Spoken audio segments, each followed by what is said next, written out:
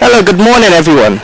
We at Custard, College of Science, Technology and Applied Arts of Trinidad and Tobago, in partnership with the NISA Foundation, have come together to give medical services to the public, free of charge.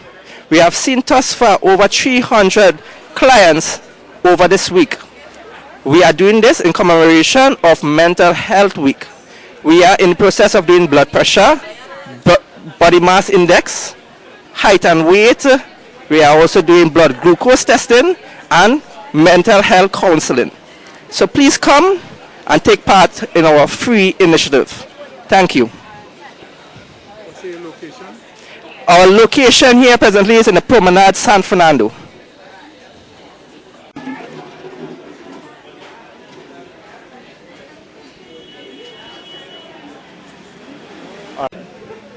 Hi, good morning. My name is Chantal Blackman, a geriatric nurse from Aramine in Wren Avenue, Champs Wellness Center, and we are located at number 3 James Crescent, Wren Avenue, Palmas. Hi, good morning. My name is Sonika Pierre. I am an RN registered nurse at Champs Wellness Center. We provide 3 cares: palliative care, geriatric care, and hospice care. Today is World Mental Health Day, as we all know, and we are here to educate the public and also to provide vital signs testing and RBS testing to the public.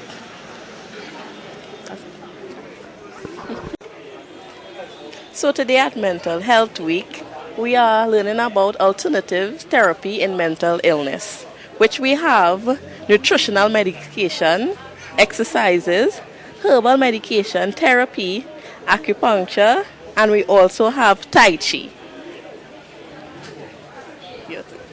No, that's what I'm talking.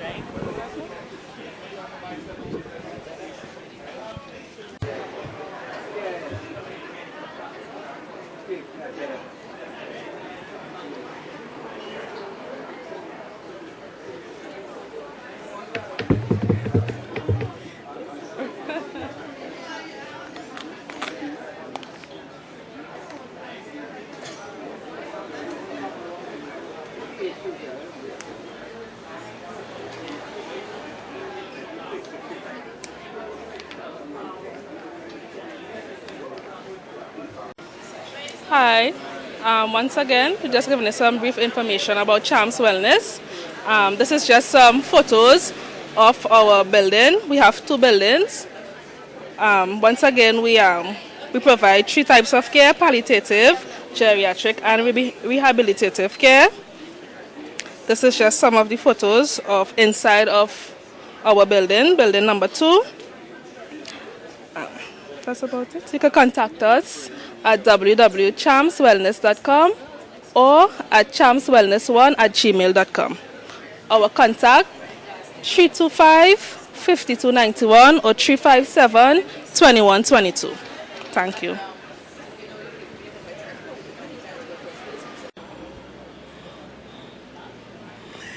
Pleasant good day to all who will be listening to this. My name is Laura Pascal, and I'm a director on the board of NISA Foundation. The NISA Foundation, really, as you see behind me, deals with mental illness, and we are looking we are on the promenade, getting persons to be aware of mental illness and to erase the stigma behind it. What does Laura Pascal do in the mental illness program? I work with young people, teaching them to read. And when you're teaching a child to read or children to read, you realize that there has to be an issue why they cannot read. And eventually you check they are special. So all these children really are special children. And then I introduce them to Mr. Ryan and NISA Foundation. And you realize in any case, in anything you're doing, if you want to succeed, we must join together. We must come together. We must collaborate what we know and how we know how to do it. It is important that NISA Foundation be known to all the schools. to the different institutions, to the different homes. As the parents must be aware that there's help. Many times you find a parent with a special child and they're confused. They do not know what to do. And because they do not know what to do, the stigma is there. But there's why we are here, there's no reason again to keep your child hidden. There's no reason again to be afraid. There's no reason again for you to think about the stigma attached to it, because there's help. Now I'll give you a quick example. If you have a child who cannot read, and do you think that every child has to be a doctor? Not every child has to be a doctor. No, every child has to be a lawyer. That child can be a professional artist. So we have done research, and we have testimonies of young people who have problems with mental illness, low mental ability, let's put it that way, and that child is an artist. God does not send us on this earth to have a problem, to see trouble, as we say. Because we cannot read, we can be an artist. Because we cannot read, we can be a singer. Because the child has, call the name, let's say the child has autism. That child could be a proper dancer. We have to now educate the public. We cannot say we can pay the parents. We have to educate the public on the importance of informing them what is mental illness. Is there help? And we're not blaming anyone. We said, can we come together and assist the children or the adults who may have a mental issue, maybe depression? Maybe should we say depression is a simple problem? No. If you don't get a support and you don't get assistance and you don't have an idea to educate yourself about what it is. Every year we are on the promenade. Once a year on October for an entire week. We meet yesterday we met 100 and some more persons. Today we might meet 200. And persons still afraid to say, I have depression. Or there was an issue and I want to commit suicide. We are not alone, and this is the theme for the Mental Health Week. You are not alone. We are asking people to come forward. There are many persons who will be listening to this and are sitting there and need to volunteer. We need you to volunteer your time, not to just come and say, I like what you're doing. We want people to volunteer their time and perhaps their skill, and come and let us work together. We want you, when you see the person on the street, we don't want you to put a label on their forehead and say drugs. We have to find why, what happened. Some circumstance brought them there. So from next year when we come on the promenade, we actually see more than 100. We actually see hundreds of persons coming together. There are organizations doing the same thing that we are doing and do not know about us. There are organizations perhaps want help. The organization perhaps want to partner with us. You just have to call 3448162 or call 301-4784. It was nice chatting with you. Bye-bye. Bye.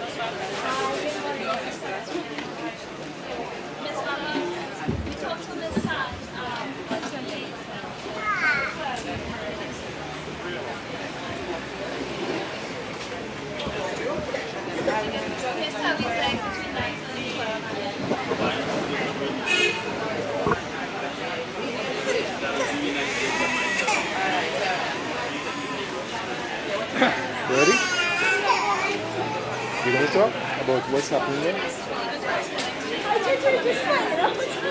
No, there needs to be a song.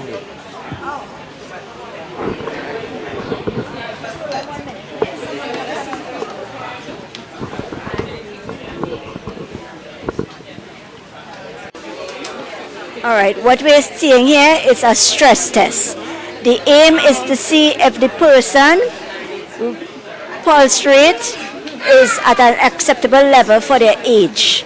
So what we do first is we take the patient's pulse, the client's pulse, and we make a note of it. Then the client does a warm-up for 10 minutes, and then they increase their pace for 3 minutes, and after that we recheck the pulse. And that will tell us, we have a chart that we look at, and we compare the before and after of the pulse, and that chart will tell us if they are at an acceptable pulse rate after strenuous exercise for their age. And from there, if it is not, we can advise them that they need to do further investigation to make sure that they're healthy.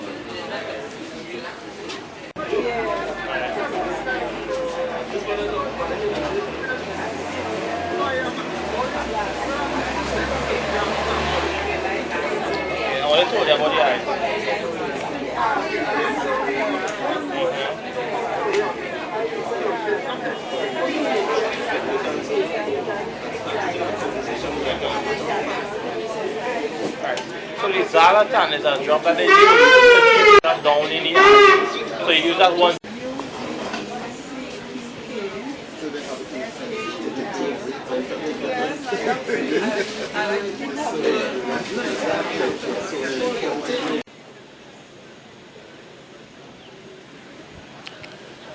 Good morning, all.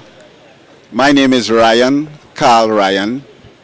I'm a mental health consultant and also the president of NISA Foundation. Welcome to our 7th annual Mental Health Week. And I think without any doubt that this year has been our grandest event. Our week starts from Sunday, the 6th to Saturday the 12th. And before I go on, I would like to remind you that today is actually World Mental Health Day. So World Mental Health Day is celebrated on the 10th of October each year. So our week event concerns the opening ceremony, which is a march through the streets of San Fernando. And as I said, this was our grandest event in that we had approximately 9 marching bands marching through the streets of San Fernando on Sunday the 6th. On Monday, on the program was Let's Talk Mental Health with Men in Mind.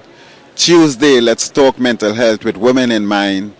Wednesday, today supposed to be, or Wednesday was Let's Talk Mental Health with Youths in Mind. And Thursday, today, it's about mental health and relationship. Tomorrow, mental health and the family. On Saturday, our final event for this week, 2019, will be our 7th annual mental health seminar at the Susumacha Presbyterian Church, Carib Street, 5 to 7 Carib Street, opposite Presentation College. At that seminar, we are looking forward to presenting some young persons who are living with mental health conditions and are willing to give testimonies. And this has been our trend over the past few years, and I found it to be more powerful than asking professionals to present on a subject of their interest. I am somewhat pleased that about the support I received from members of the public, I must make special representation to the prisons who donate every year chairs, tables, and tents. Special thanks to Prestige Holding Limited that provide us with meals every year. Also the City Corporation that allow us to use the premises of the Harris Promenade without any charge. Also of interest as well is a participation by the community police who participated in the march. And I tell you what, I hand-delivered an invitation to the police commissioner, and within a week I received a reply from the police commissioner, not himself but representative, I suppose the secretary, and saying that they would be sending a representative to attend our seminar. And I find that to be very significant indeed, because it's the first time police officer, not just a police officer, but assistant commissioner of police would be attending our seminar. So I look forward to that very much. Mental health is quite a serious issue, and in Trinidad we tend to be more reactive than proactive, and so it takes a very long time for us to get anywhere. I must say that mental health provisions in Trinidad is extremely poor, and we need to do something about that as soon as possible. It's difficult for me to do much except to educate and advise because of the huge resources that is required. For example, mental health services cost the UK government approximately 100 billion pounds a year. I repeat, 100 billion pounds a year.